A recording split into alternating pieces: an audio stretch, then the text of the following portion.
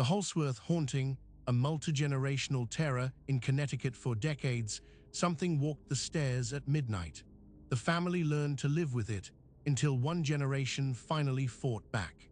Long before the Warrens became household names, before the cases that would define their legacy entered public consciousness, they were building the foundation of what paranormal investigation in America would become. The 1960s marked a turning point for Ed and Lorraine Warren and their New England Society for Psychic Research. Established formally in 1952, NESBR spent its first decade refining what would become its signature approach. Systematic documentation, structured interviews, photographic evidence, audio recordings, and meticulous follow-up protocols that separated serious investigation from sensationalism. While other investigators of the era relied on improvisation and instinct, the Warrens were creating something more rigorous, more defensible, more scientific in its methodology, even as it pursued subjects that science refused to acknowledge. The mid-1960s brought a particular category of case to their attention with increasing frequency: properties where the paranormal had become not an intrusion but a fixture, where multiple generations had experienced the same phenomena in the same locations, where haunting had transcended the temporal boundaries that typically defined such manifestations. The Holsworth family case exemplified this troubling pattern. Their Connecticut property harbored something that had made itself at home across decades, something that had watched children grow into parents, and then watched those parents' children experience the identical disturbances their fathers and mothers had once endured in silence. The patriarch of the Holsworth family had lived his entire life in the house. He had grown up within its walls, experienced its peculiarities as a child, and carried those experiences into adulthood without ever speaking them aloud. For him, the phenomena were simply features of the property, no more worthy of discussion than the creaking of particular floorboards or the draft that came through the north-facing windows in winter. He had learned to sleep through the sounds. He had learned to avoid certain rooms at certain hours. He had learned the thousand small accommodations that allowed coexistence with something that should never have been there at all. It was his wife who broke the silence.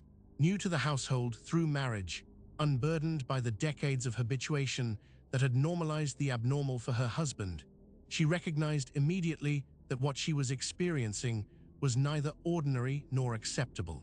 The sounds that her husband dismissed, the sensations that his siblings shrugged off when they visited, the cold that settled into certain spaces regardless of season or heating.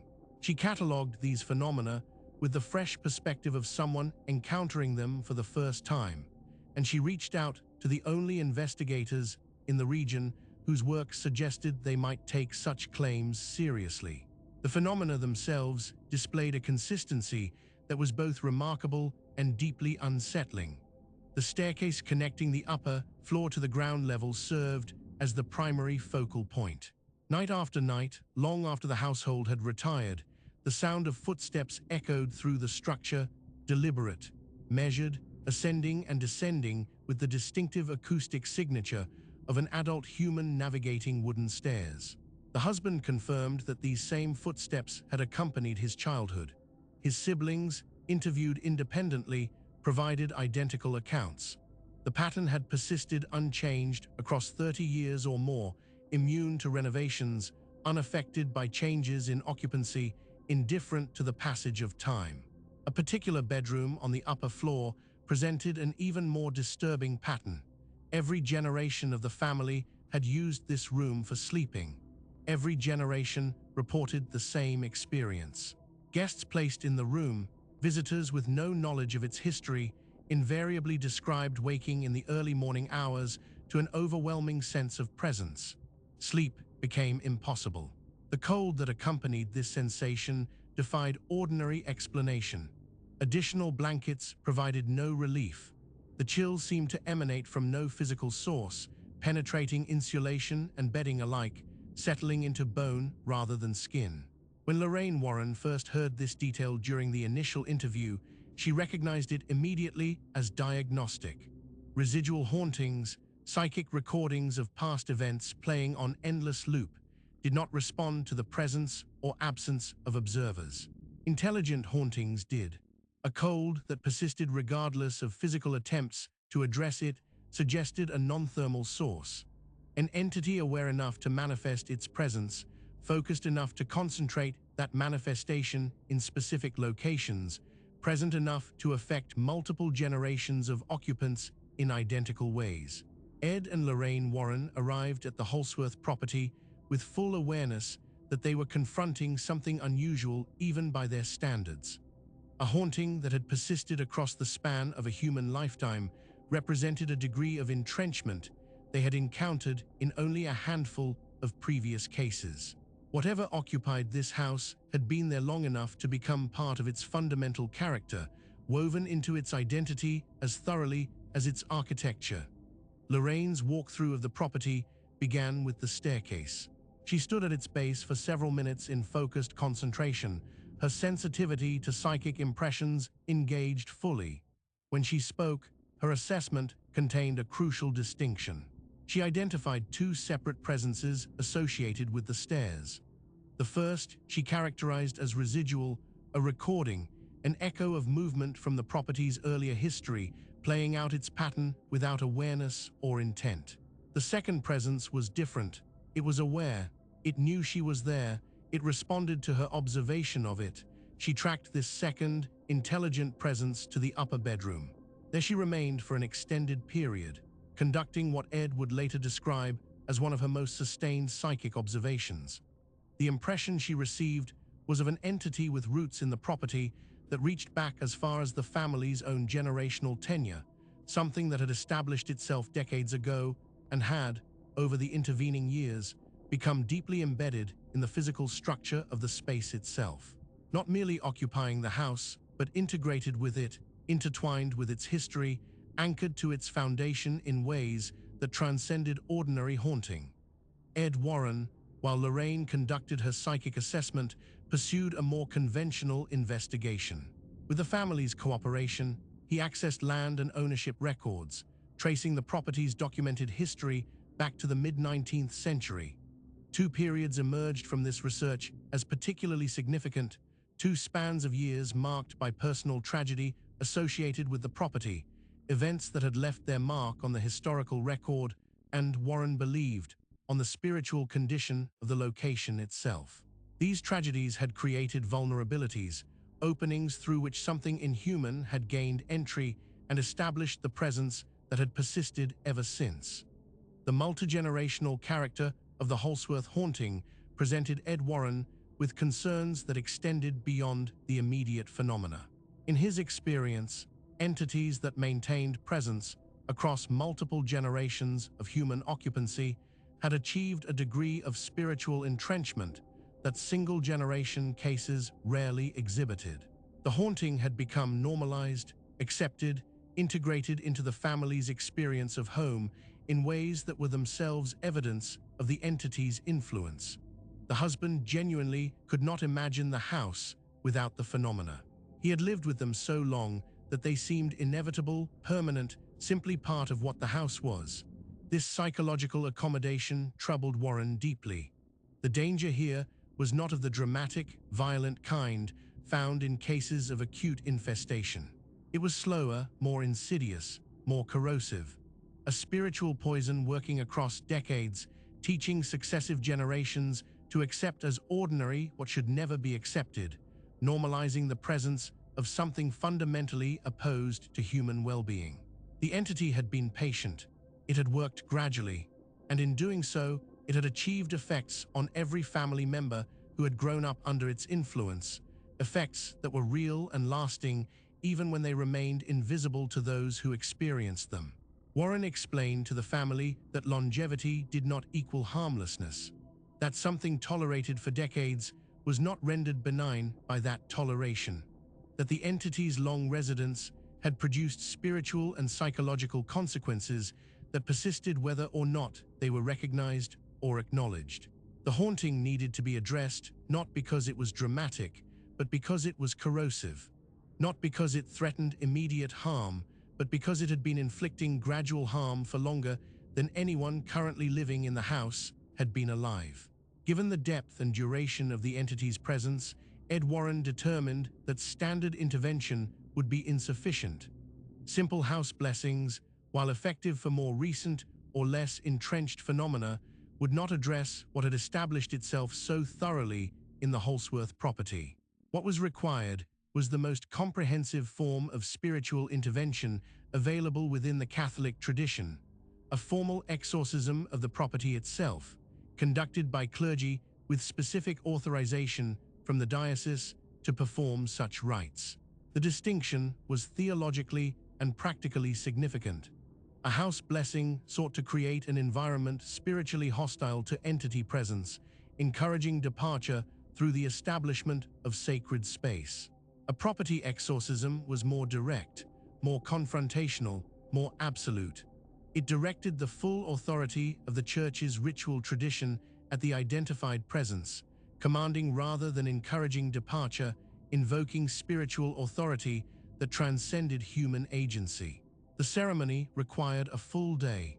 It began at dawn with the blessing of the property's exterior boundaries, establishing sacred perimeter before addressing the interior spaces. The officiating priest moved systematically through every room, every hallway, every closet and corner, conducting the prescribed prayers and ritual actions with meticulous attention to protocol. Ed Warren accompanied him throughout, providing historical context and case documentation. Lorraine followed closely, monitoring the entity's responses, tracking its movements and reactions, communicating her impressions at each stage to inform the priest's approach. The resistance they encountered was immediate and sustained. In rooms that had been sealed before the rite began, objects shifted position. Doors that had been closed stood open. The temperature in certain spaces dropped precipitously despite the mild weather outside. These manifestations intensified as the ceremony progressed toward the upper floor, toward the bedroom that had served as the entity's primary focal point across all the decades of its residence. The upper bedroom phase of the exorcism proved the most demanding. The cold there became profound, visible in the breath of those present, despite the summer season. Lorraine reported a concentration of presence more intense than anything she had encountered earlier in the day, a gathering of the entity's remaining strength for a final assertion of its claim to the space.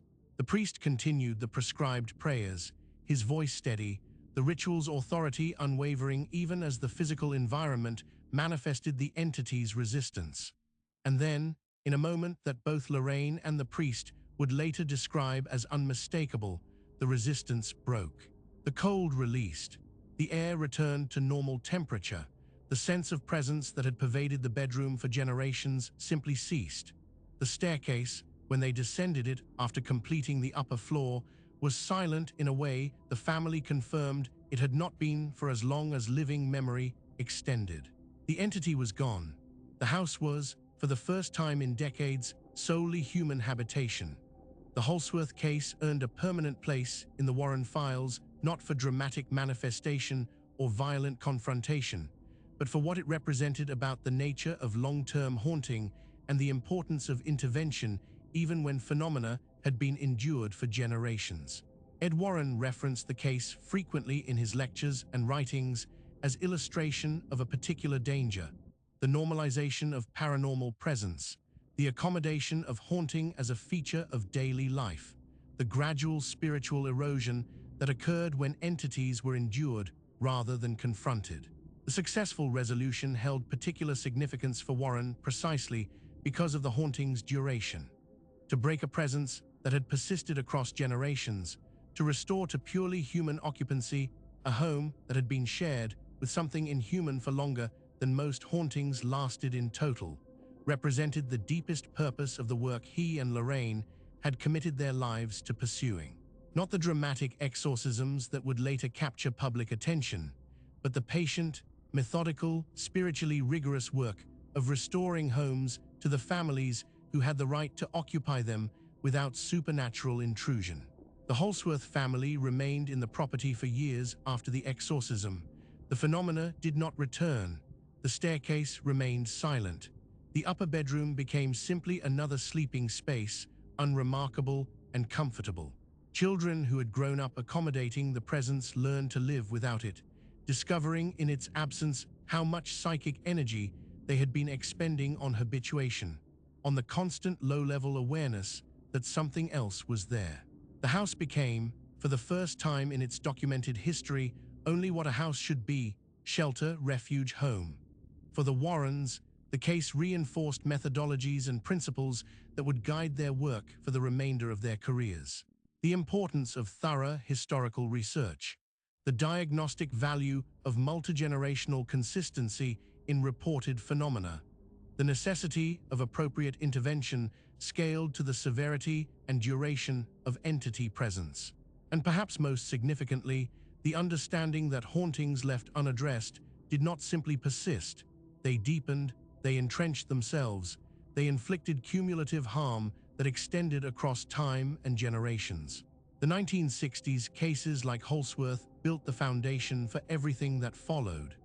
They established protocols, refined approaches, and provided the Warrens with the experience base necessary to confront the more notorious cases that would later define their public legacy. But in the files themselves, in the careful documentation that Ed maintained throughout his career, the Holsworth Haunting occupies a position of particular instructional value, a case that demonstrated both the patience required for serious paranormal investigation and the stakes involved when such investigation was delayed or avoided. If you found this case compelling, subscribe to Vanishing Roads for more documented paranormal investigations from around the world. This story was created with AI assistance based on documented case files. All events reference real investigations and reported incidents.